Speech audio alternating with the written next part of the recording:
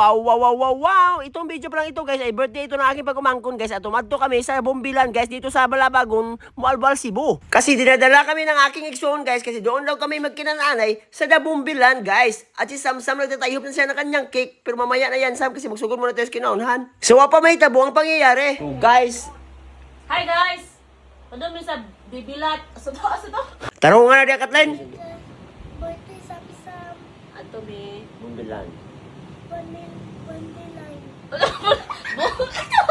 Itong video pa lang ito guys ay walay lami guys at hindi ako naman bugos ng tao na mutanaw na aking video. Kasi ito ay for keeps lang. So adto na kami guys at may sa Bombilan.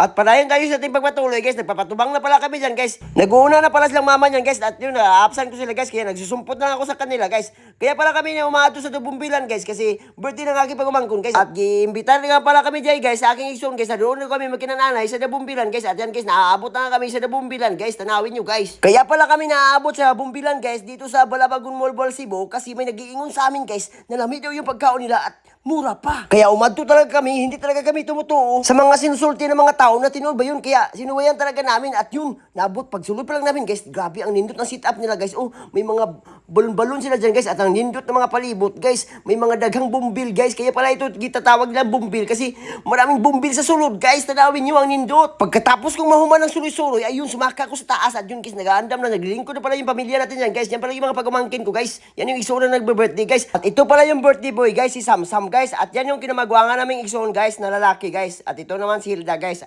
Ang mama ni Amiros Vlog. Tanawin nyo guys, di ba? Ang tagas ng aming suwang. At yan si Kathleen guys. O pagumangkin ko yan guys. At ang cute ng katawan ni Haris guys. Igsoon pala niya Amiros Vlog yan guys. At nandyan si Amiro guys. O tanawin si Amiro. Nagtatanaw siya sa kanyang igagaw guys. Na si Sam yung birthday boy. Ito pala yung una naming first time guys na kumakain kami sa Bombilan guys. At yan guys, yan yung mga pagumangkin ko guys. Oh, at yan guys, kinukugos ko naman si Haris, ang igsoon ni Amiros Vlog. At patuloy tayo sa pagpapalayan guys. Inaandam na pala ni Christine yung cake ni Sam. At yun guys, na-serve na din pala yung mga ubang pagkaon guys. At yan yung mga in-order naman guys. Fried chicken na isda at bahaw na bagong dinungag. At yan guys, no, magsusugod na pala kami dyan guys. O kinantahay. Kasi nag-aandam na si Sam.